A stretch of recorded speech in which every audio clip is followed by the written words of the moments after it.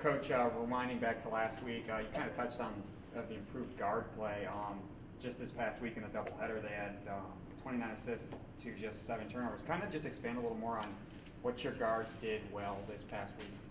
Yeah, you just mentioned one of the things I think took pretty good care of the basketball. You know, got the ball in the right spot consistently. Helped get some of our forwards some easy shots. We moved the ball better this weekend more consistently and made the defense rotate. So I thought that was a big part of it. And then also shot it a little bit better than we have from the first about 4 games of the year. Chris Davis had a big weekend shooting the basketball, and Nate Mertens knocked in some jump shots. So just kind of anytime you do that, it opens everything up, because then you've made a few and players are running at you. It stretches the court. You can drive by them. It opens up the inside a little bit. So overall, I just thought it was better guard play, and something that needs to kind of continue as we keep moving forward. Sure. And then kind of the same question to you, Luis. I guess through your eyes being on the court, I guess what really clicked for the guards this past week? Yeah, I think the relationship between assists and turnover is really the speed of the game, and we're trying to get used to the way the other team play, and our game plan also helps.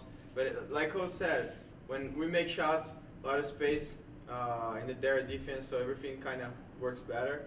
And we're just keep in mind that keep low turnovers and be aggressive, create for the others, the extra pass instead of good shot, a great shot. So that always helps for a great ratio between assists and turnovers. And our guys did a pretty good job on this past weekend. Sure. What specifically was working for you? You had 17 assists to just one turnover this past week. What was working for you specifically?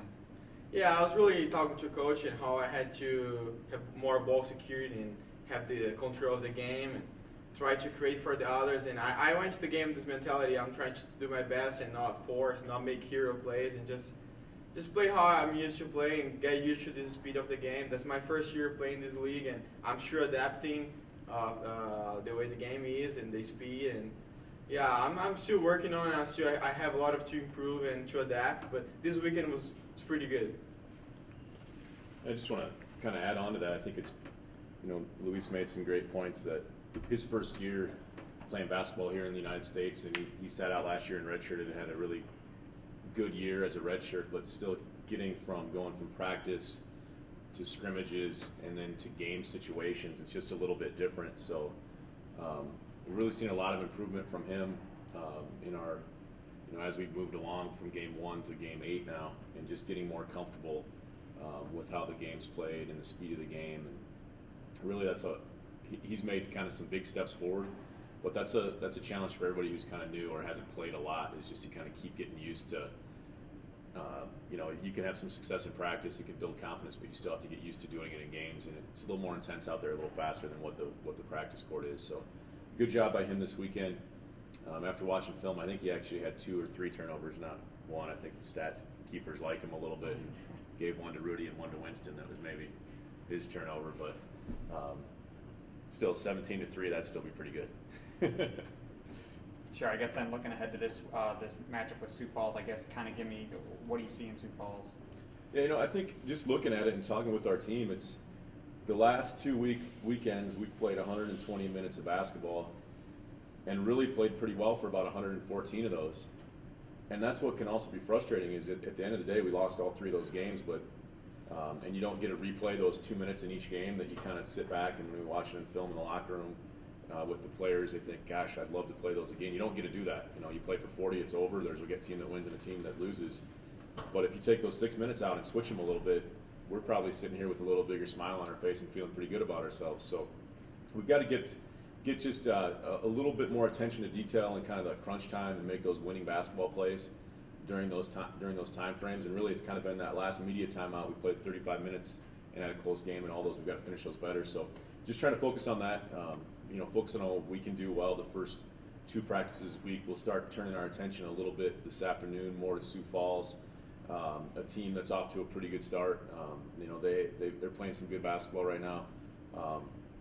Rotate about 8 guys and have some good size. They're all about 6'4" to 6'7", so they can kind of switch a lot of things, do some different things defensively, throw out some pressure as well. So we're going to talk more about them today with our team, but the first 2 days of this week we're really just trying to correct ourselves and make a little bit better plays in crunch time and finish off those games that we've been so close in. How are you pairing the Sioux Falls preparation to the Southwest Minnesota State, given that's a road back-to-back? Right, back-to-back in this league, it's always unique. It's fun. It's a good challenge. It's a physical and mental challenge, to turn around quickly. And we've done well on that this year. We were 2-0 until this weekend. We're 2-1 now in that second game of a back-to-back. So those two teams are similar in that they'll both play very hard. They'll both full court pressure you a little bit. They'll both mix up their defenses. They both have a lot of guys that can shoot the basketball. So just try to kind of highlight the things that they do the same. We'll work a lot on our pressure release and our press break situations today, and show some of the different defenses that we'll see and how we need to attack those. Both of them will trap the front court a little bit, trap the forward, so we'll work a little bit on that. We may do that defensively as well, so we'll work on that this afternoon. Pretty similar teams. They actually played and had a kind of a down to the wire battle, so they're built pretty similarly. They're both pretty equal as far as talent goes, and both teams that play really hard, both well coached teams. So it'll be a tough first road trip for us, but I know I'm looking forward to getting back on the road a little bit and just kind of we've been going hard here, but it'll be kind of fun to get on the road and get in some of those hostile environments. Both of them are usually pretty fun places to play. Tyler, your first road. Coaches touched on your first road NSIC doubleheader. What are you hoping to learn from your club this week? Well, we're going to face some adversity going on the road. We've had, I think, like 6 straight home games, and that's always nice, being able to sleep in your own bed. But you get on the road, and it's gonna be tough. We're just gonna have to come together as a team and really focus on our game plan and execute our stuff to get 2 wins on the road this weekend.